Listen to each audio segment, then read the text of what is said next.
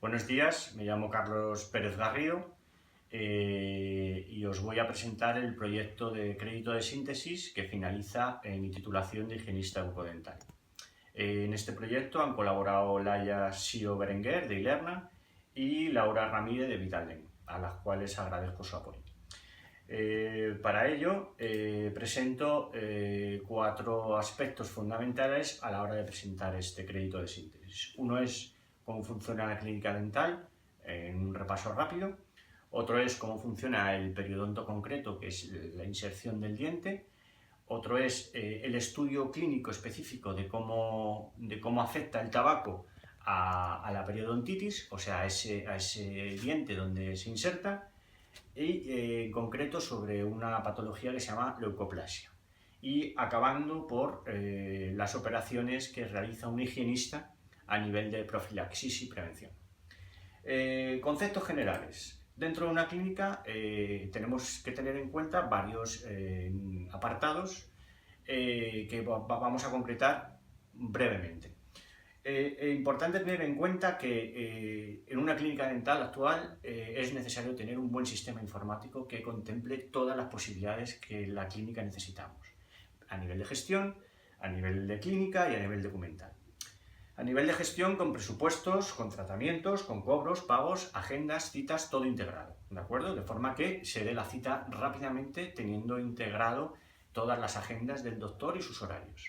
A nivel clínico, donde todas las historias clínicas estén integradas en un sistema informático, con sus odontogramas bien especificados, que son los tratamientos relacionados con el presupuesto, y sus imágenes, tanto de fotografías directas de boca como radiografías. Un sistema documental incluso donde se pueda tener contemplado todas las historias clínicas acumuladas en papel si la clínica se abrió hace tiempo, y podríamos tener incluso los consentimientos informados firmados electrónicamente. ¿De acuerdo?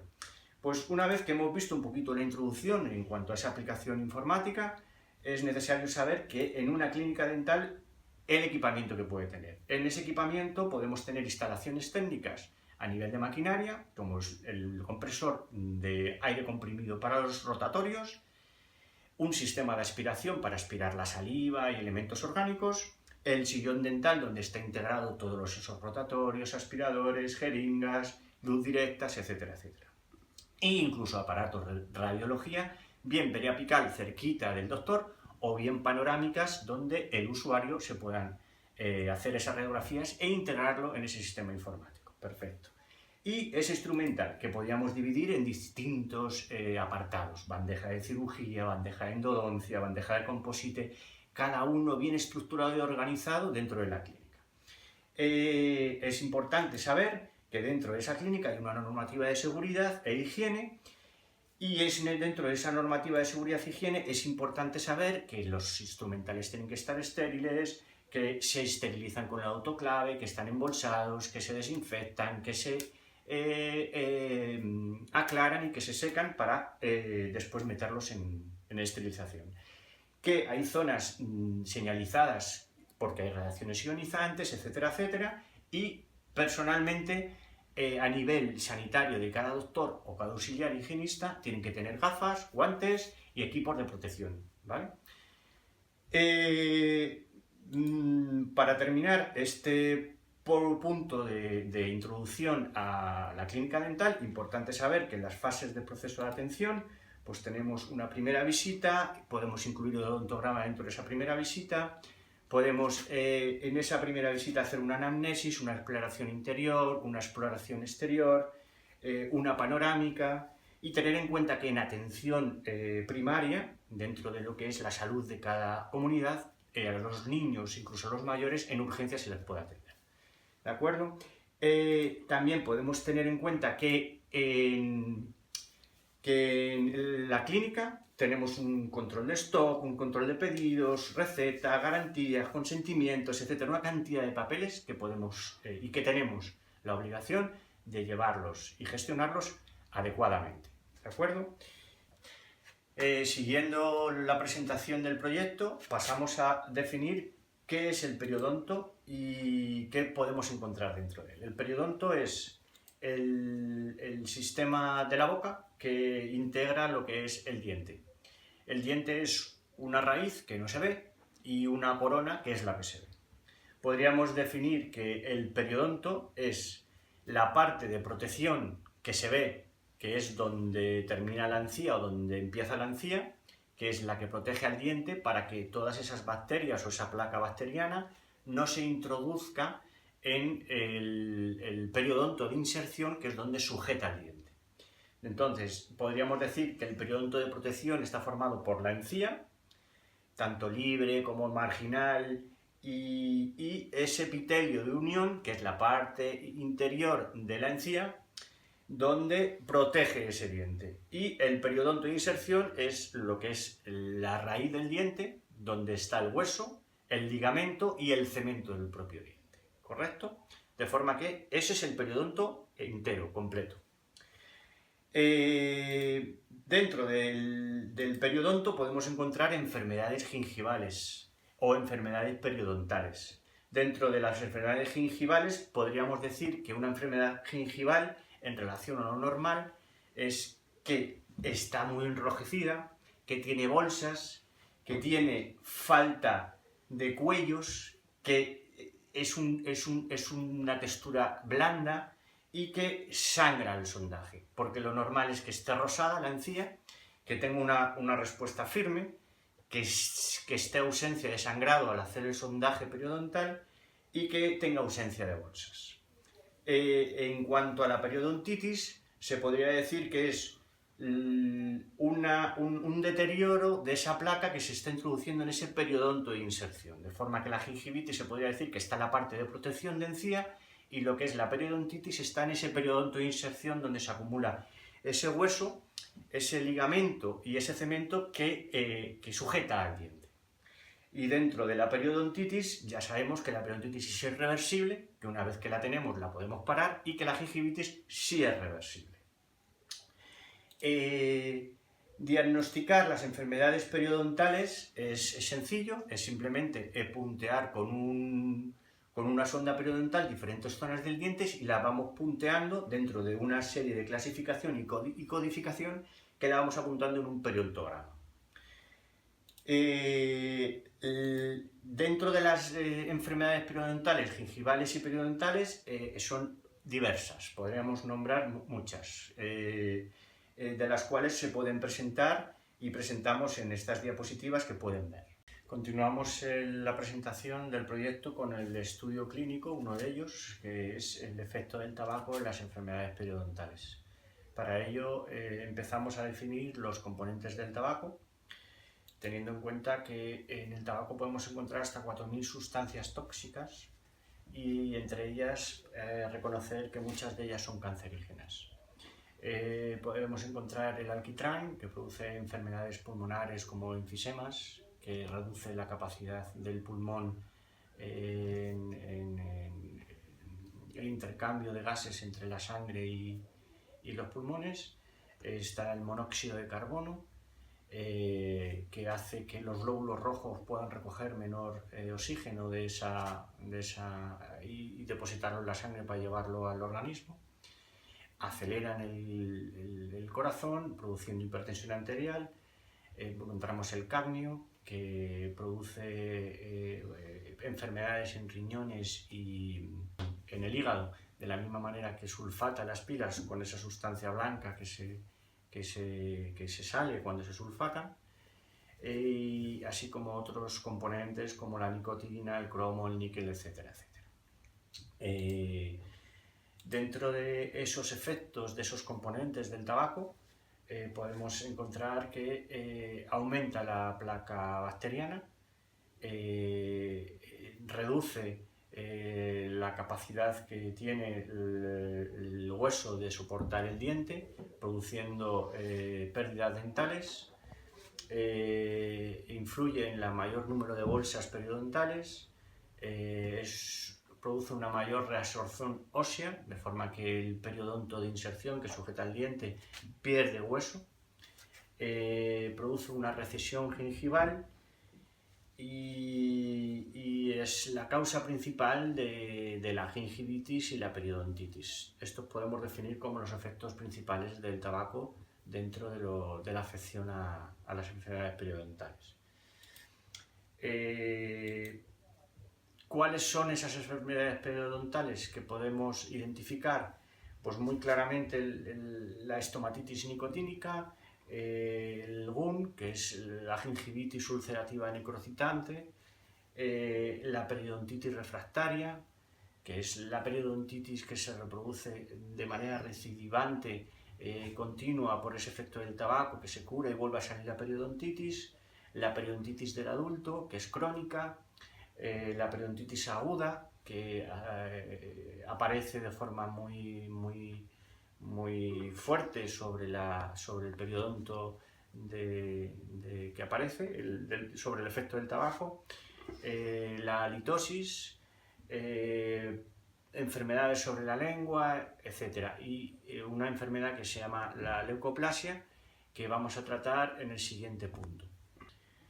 Como clasificación de estos efectos del tabaco, aparte de los que afectan al periodonto, podemos clasificarlos como a nivel de vascularización y a nivel de microflora bacteriana. A nivel de vascularización podríamos decir que produce un efecto vasoconstrictor, de forma que la encía, la gíngiva, tiene una respuesta inflamatoria retardada y produce menos sangrado, de forma que la gingivitis no se ve primeramente, sabiendo que está, pudiendo repercutir en una enfermedad periodontal como la periodontitis, que es más agresiva, sin ser observada esa gingivitis. Las bacterias que se producen en el periodonto son más agresivas a las anaeróbicas y producen efectos sobre ese hueso mucho más graves que una bacteria aeróbica que se produciría en personas no fumadoras. A nivel inmunológico reduce esa reproducción de los macrófagos, incluso de los anticuerpos. El fluido crevicular que produce la gíngiva, que tiene defensas parecido a la saliva, se reduce, también reduce las defensas, y a nivel de la reproducción celular también se retarda, ¿no? Es mucho menor. La repercusión sistémica es evidente a nivel cardiopulmonar, a nivel nervioso, a nivel cutáneo y a nivel de tumores como puede ser el pulmón, estómago, hígado o faringe. Enfermedades y accidentes cardiovasculares a nivel nervioso con la frecuencia cardíaca, a nivel de la tensión arterial, e incluso en la piel formando arrugas, la piel deshidratada, etcétera, etcétera.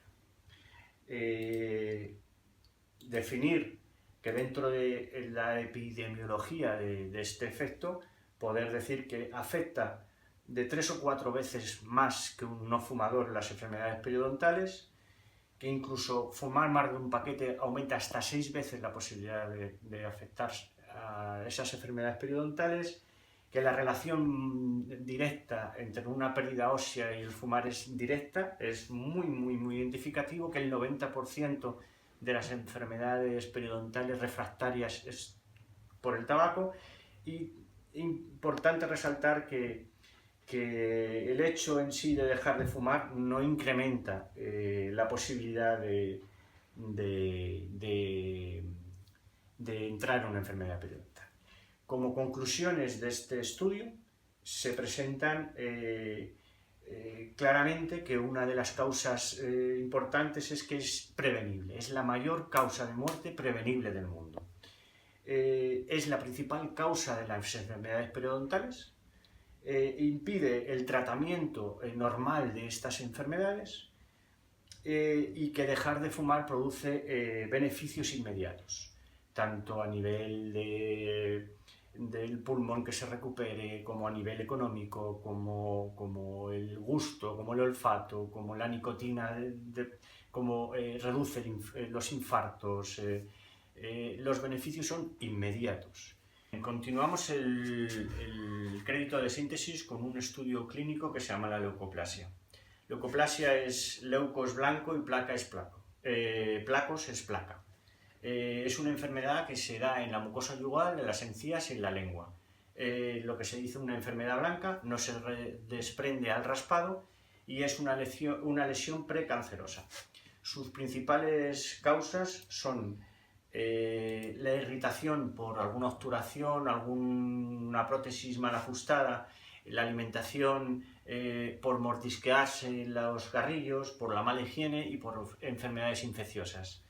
En fumadores es mucho más propicia que se dé la leucoplasia y es la mayor causa el tabaco es la mayor causa de leucoplasia en los países desarrollados. La clasificación de la leucoplasia se establece por homogénea y no homogénea. Homogénea se localiza en una zona muy concreta y no homogénea está distribuida a lo largo de esa zona. Dentro de homogénea y no homogénea se puede localizar ya si hay displasia o no hay displasia. Eso lo tiene que identificar el laboratorio haciendo una biopsia. La displasia podría ser leve, moderada o grave. Dentro de ese estadiaje de leve, moderada o grave y la amplitud de esa leucoplasia, se localiza esa clasificación que nos puede dar origen a saber qué tipo de gravedad tiene esa leucoplasia. Lo normal es que desaparezca en el tiempo sin necesidad de hacer ninguna intervención.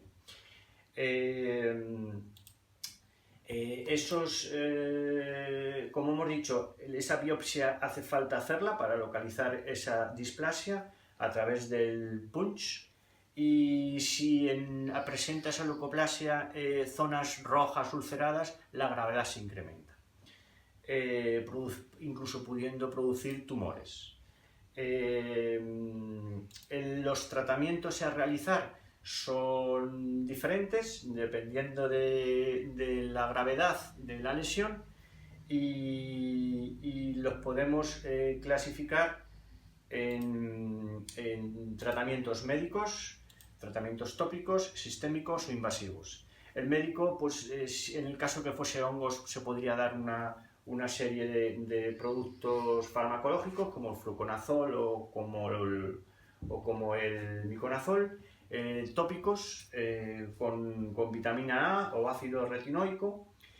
Produce un nivel de recurrencia mucho menor y con tratamientos sistémicos con vitamina A, C y E. Y el tratamiento convencional, invasivo de siempre, para leucoplasias graves con displasias graves. Se ha podido localizar que el tratamiento con láser CO2 es un tratamiento que produce menos recidivas, de forma que la diseminación celular en este tipo de intervenciones es menor. Incluso con crioterapia, con el frío, también podemos tratarla, con el inconveniente que se pueden producir edemas debido a la necrosis isquémica en los vasos por el frío de este tipo de actuaciones. Las manifestaciones orales de la leucoplasia son distintas. Podemos encontrar leucoplasia vellosa proliferativa, que es muy cancerógena. Podemos encontrar eritoplasia, que ya está la enfermedad roja, que identifica claramente la enfermedad precancerosa, etcétera, etcétera, etcétera, ¿no? Dentro de la epidemiología en general de la leucoplasia, se puede decir que sobre todo se da en varones, que se da en varones fumadores y que esa prevalencia también se da en el caso de que es mayor en hombres y fumadores. Para concluir, se pueden sacar las conclusiones de... Volvemos a decir que la mayor afectación de la leucoplasia son en hombres fumadores, que lo normal que sean benignas y homogéneas sin displasia, o sea, no cancerógenas, más frecuentes en la mucosa yugal, en la encía y en la lengua. Vigilar las leucoplasias vellosas proliferativas porque son más malignas. El método más eficaz por tener menos recidivas es el láser CO2. Si se elimina la causa irritante, se elimina la leucoplasia. Y vigilar la dieta, eliminar la lesión entera si hay que intervenir quirúrgicamente y hacer una revisión periódica sobre la leucoplasia. Como terminación a la presentación del crédito de síntesis, presentamos la parte relacionada con la labor en sí del higienista, que es la profilaxis o prevención dental. Para ello definimos una serie de procedimientos que hace el higienista, entre ellos está el curetaje. Obviamente el curetaje previamente tiene que dar la anestesia del doctor, el odontólogo, que lo que hace es simplemente quitar el cálculo, el sarro de la placa subgingival. Hay una serie de herramientas como son las curetas de Gracey, que por cada una de ellas es una zona característica para quitar el sarro. Otra de ellas es la limpieza dental, se hace en la placa supragingival sin necesidad de curetas, no hace falta anestesia y se hace a través del ultrasonido y de cepillos con pasta dental. Otra de las características de los protocolos del higienista es prevenir al paciente de cómo hacer un buen cepillado de dientes, un cepillado de dientes en un ángulo de 45 grados, en todos los ángulos de la boca, internos, externos, utilizando las pastas apropiadas, sabiendo que cada 3 meses hay que cambiar de cepillo de dientes. Utilizar siempre una higiene interdental con hilo dental o cepillos interdentales, con un buen colutorio, si puede ser obviamente sin alcohol, y en el caso de algún procedimiento de extracción o cirugía, con clorexidina. Hay otra posibilidad de selladores, sobre todo para los niños, para prevenir esas caries en los dientes de leche y no tener que hacer extracciones ni obturaciones, y con posibilidades de hacer solamente en situaciones oclusales muy determinadas que se ven en la diapositiva. También fluoruros que capacitan al diente para prever la caries. Otro tipo de tratamientos de la sensibilidad dental, con multitud de productos que están en el mercado e incluso en el propio clínica dental que se pueden dar a través de sensibilidad. Por último, decir que la dieta es un importante elemento de prevención de la caries, y teniendo en cuenta de una serie de alimentos que producen más caries que otros. En las tablas se presentan en la diapositiva, y tener una dieta equilibrada en relación a las proteínas, los lípidos y los hidratos de carbono que tiene que consumir una persona. Y hasta aquí la presentación del crédito de síntesis, que termina con el estudio de la leucoplasia, y que hemos presentado la clínica dental con sus conceptos generales, cómo funciona el periodonto, los efectos del tabaco, esa leucoplasia y esa profilaxis del higienista, que nos hace terminar este crédito de síntesis, y recordando que gracias a la colaboración de Vitalden y Ilerna, y bueno, pues hasta el próximo crédito de síntesis.